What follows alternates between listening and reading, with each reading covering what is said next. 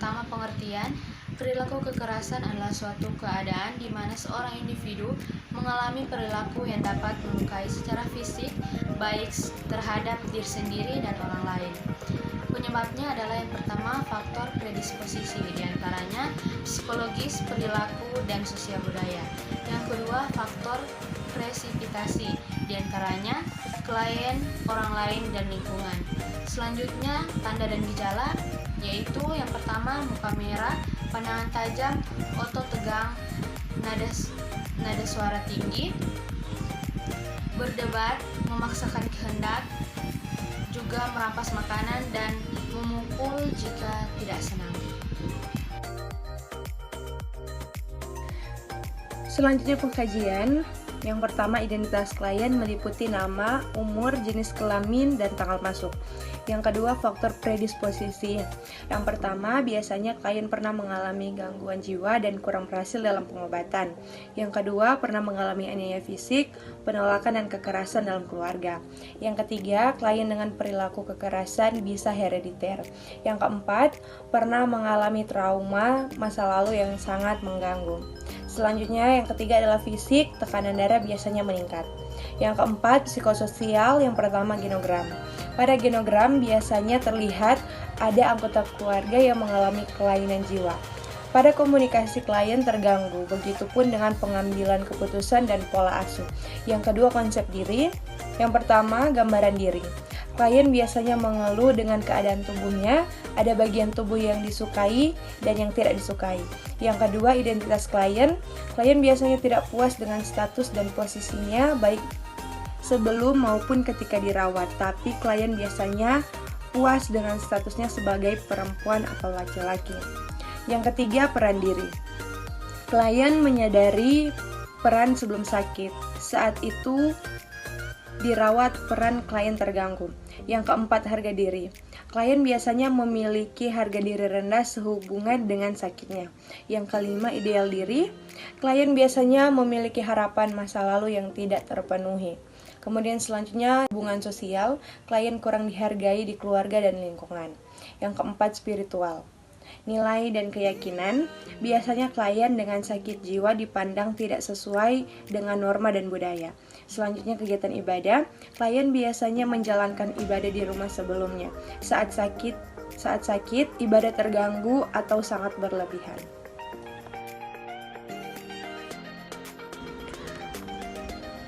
Diagnosa kedua, DX resiko cedera berdasarkan dengan perubahan sensasi. Intervensi manajemen kesehatan lingkungan. Identifikasi sumber ketidaknyamanan atau misalnya suhu ruangan, kebersihan. Berikut, berikan penerimaan dan dukungan kepindahan ke lingkungan baru. Sediakan ruangan yang tenang dan mendukung. Jadwalkan kegiatan sosial dan kunjungan. Fasilitas kenyamanan dan lingkungan, misalnya suhu ruangan dan kebersihan. Berikut, jelaskan tujuan manajemen lingkungan dan ajarkan manajemen sakit dan cedera jika perlu.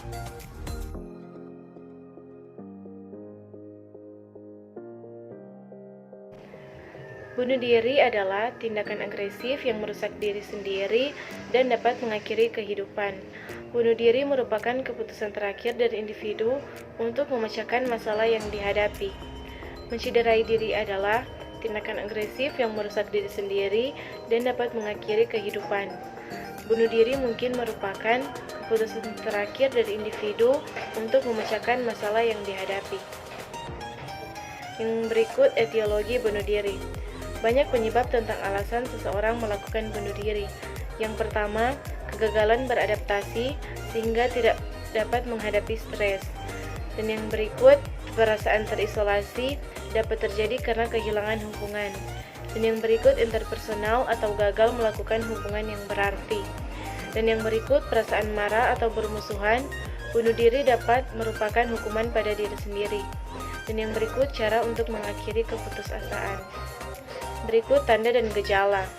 Keputusasaan, celaan terhadap diri sendiri, perasaan gagal dan tidak berguna, alam perasaan depresi, agitasi dan gelisah, insomnia yang menetap, penurunan berat badan, berbicara lamban, keletihan, menarik diri dari lingkungan sosial.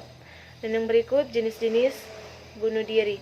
Menurut Durkheim, bunuh diri dibagi menjadi 3 jenis, yaitu yang pertama bunuh diri egoistik atau faktor dalam diri seseorang. Dan yang kedua bunuh diri altruistik atau terkait kehormatan seseorang. Dan yang berikut bunuh diri anomik atau faktor lingkungan dan tekanan.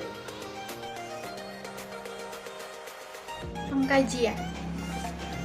Pengkajian pasien meliputi identitas pasien, meliputi nama klien, umur, jenis kelamin, status perkawinan, agama, tanggal masuk rumah sakit, informan, tanggal pengkajian, nomor rumah sakit, dan alamat klien. 2. Keluhan utama. Tanyakan pada keluarga atau klien hal yang menyebabkan klien dan keluarga datang ke rumah sakit. Ketiga, pengkajian fisik, hasil pengukuran tanda-tanda vital dan keluhan fisik yang dialami oleh klien. Keempat, konsep diri, yaitu gambaran diri. Klien biasanya merasa tidak ada yang ia sukai lagi dari dirinya. Identitas, tanyakan kepada pasien apakah dia sudah menikah atau belum. Kalau sudah menikah, apakah sudah memiliki anak. Peran diri, tanyakan pada klien apakah klien seorang kepala keluarga, ibu atau ibu rumah tangga, atau sebagai anak dari beberapa saudara. Ideal diri, klien menyatakan bahwa kalau nanti sudah pulang atau sembuh, klien akan melakukan apa untuk hidupnya selanjutnya. Apakah lebih bersemangat atau membuat lembaran baru.